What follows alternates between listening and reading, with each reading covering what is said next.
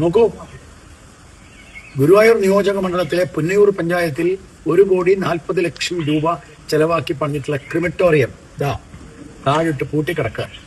നോക്കാൻ ആളുമില്ല. ദാ ഈ കാണുന്ന ഈ മുഖം മാത്രമേ ഉള്ളൂ. ഏതാണ്ട് ഒരു വർഷമായി 12 കോടിയാണ് ആകെ വെച്ചത്. പിന്നെ വെക്കാൻ കഴിഞ്ഞിട്ടില്ല. കാരണം എല്ലാം ഇടിഞ്ഞു പൊളിഞ്ഞ് വീണു. 1,40,00,000 ബഹുഭൂരിപക്ഷവും MLA കൂട്ടിലും അടിച്ചു മാറ്റി. ഉദ്ഘാടനം കണ്ടില്ലേ?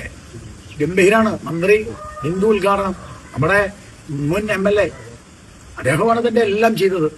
തട്ടിപ്പും വെട്ടിപ്പുമാണ്. ആർക്കു വേണ്ടിയാണ് ഈ ക്രിമറ്റോറിയം? പാവപ്പെട്ട പട്ടികജാതി പട്ടികവർഗ വിഭാഗത്തിൽപ്പെട്ടവർക്കാണ്. ഹിന്ദുക്കളാണ് അവര്.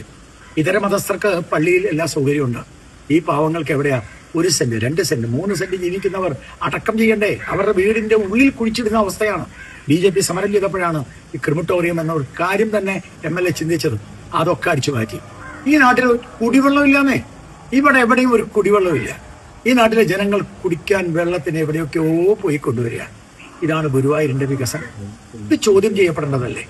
അതുകൊണ്ടാണ് ഞാൻ പറഞ്ഞത് ഇത്തവണ BJPക്ക് ഇത് ചോദ്യം ചെയ്യപ്പെടണം. ഈ അഴിമതി വെളിയിൽ കൊണ്ടുവരണം.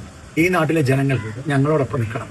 ഇത്തവണ BJP NDA മുന്നണിക്കായിരിക്കണം നമ്മുടെ വോട്ട്. ഇത് മാത്രമാണ്, ഈ അഴിമതിയാണ് ഞാൻ ചൂണ്ടിക്കാണിക്കുന്നത്. നമസ്കാരം.